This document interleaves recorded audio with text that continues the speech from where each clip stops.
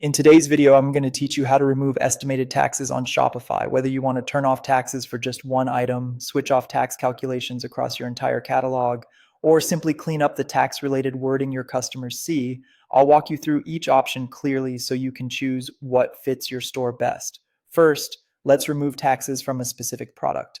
Make sure you're logged into your Shopify admin, then head to Products and open the product you want to adjust. Scroll down to the pricing section. Here you'll see a checkbox labeled Charge Tax on this product.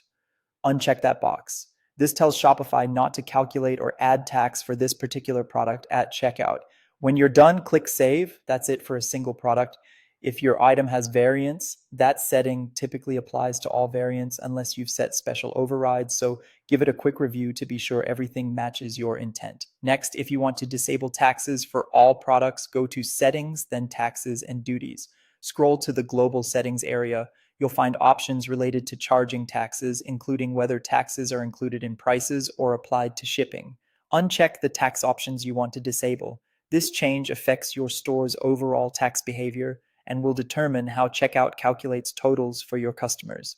When you've made your selections, click Save. Keep in mind that tax rules vary by region, so choose settings that align with your business obligations.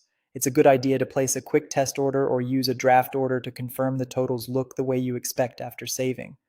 Finally, let's edit or remove tax text from your storefront. This is useful if you've changed your tax settings and want the messaging to match. Go to Online Store, click the three dots next to your theme, and select Edit Default Theme Content. In the search bar, type tax. You'll see all the text snippets related to taxes, such as taxes calculated at checkout or tax included. Update the wording to reflect your current setup or remove it where appropriate. When you're satisfied, click Save. Remember, changing this text only affects what customers read on your site. It doesn't change how taxes are calculated behind the scenes. After saving, preview your store and check out to ensure the language is clear and consistent with your settings. And that's it. If you found this tutorial helpful, don't forget to like this video and subscribe to my channel for more Shopify tips and tutorials.